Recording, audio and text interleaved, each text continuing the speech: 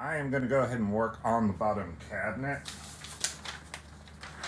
so that I can then start putting together the entire structure. So this lower piece right there by my thumb.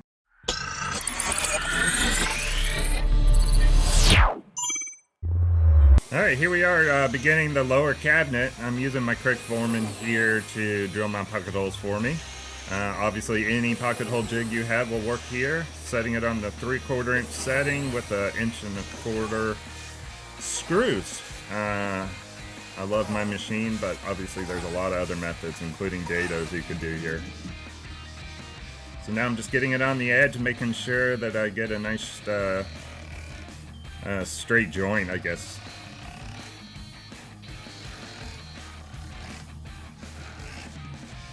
Just wanted to let you know how I'm assembling the lower cabinet structure.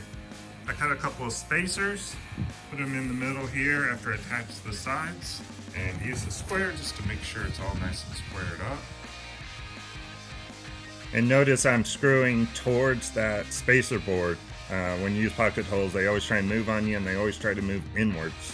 So if you put that spacer board there blocking it, you'll know you'll have a perfect line on your mark, and you don't have to fiddle with it, unscrew it, screw it, unscrew it until you get it nice and perfect.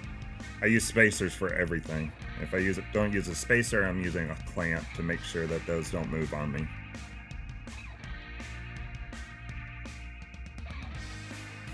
And here are the cross supports. This is what's giving the cabinet all of its strength. I just, again, put some spacers underneath and screw them to my side cabinets. I'm gonna go ahead and install my drawer slides here. I'm just putting a 3/4 inch piece of plywood underneath them for my spacing. A lot easier now that it's up on my cabinet than doing it on the ground.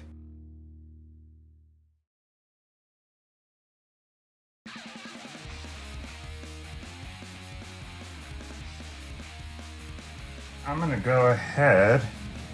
I still have several of the large 5/16 by 5 1/8 inch lag screws. So no harm in going ahead and putting one through the assembly into the leg assembly, the lower cabinet into the assembly. It's just going to be that much more help tie it all together. And you're going to notice that I did not pre-drill here. These lag screws are good enough even without pre-drilling sometimes. I just wasn't able to get a bit in. And now I'm attaching the lower cabinet to the bridle joint upper assembly there on the sides, just with 1 1/4 inch screws. Alright, now I'm ripping the back of the cabinet down on the table saw, and you'll see here that the total width was a little bit too much for my chop saw, so I used a stop block, flipped it over, and finished the cut.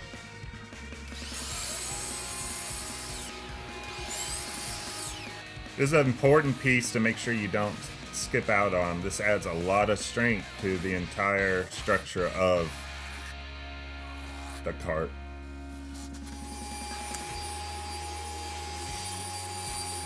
And here we go. Now I'm ripping plywood for all the drawers.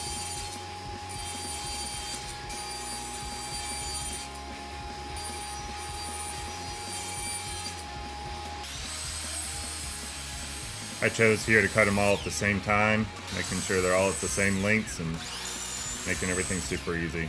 Again, I'm having to flip another piece here because of the capacity of my saw. Okay, so I just cut all the drawers. They're ready to go. And I am going to use my staple gun and assemble the drawers. Yes, I said staple gun.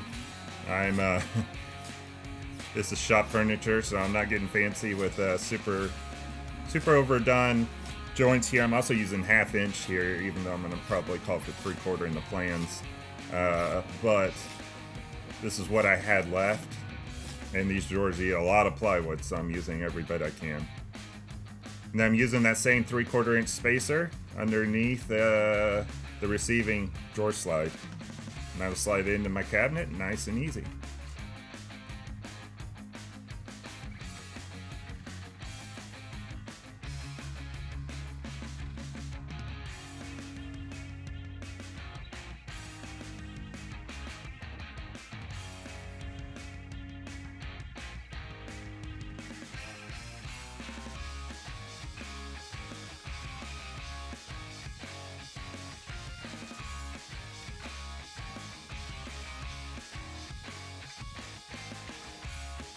Anytime I can get one of my littles out here in the shop is an awesome time.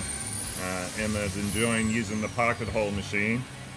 She's super helpful and loves helping out when she can. Normally she's picking up the stuff off the ground for her dad's back.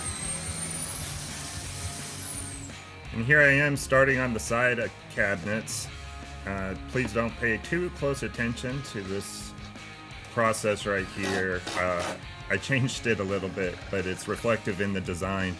But attaching it to the frame and the base will stay prevalent.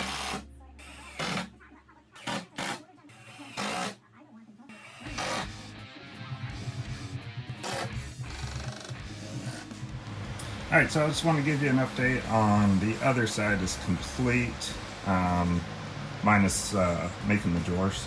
Super crazy strong. So obviously if you're going to use this for a CNC machine, you do not want any flex at all or wiggle, and so this will be where our pole mounts.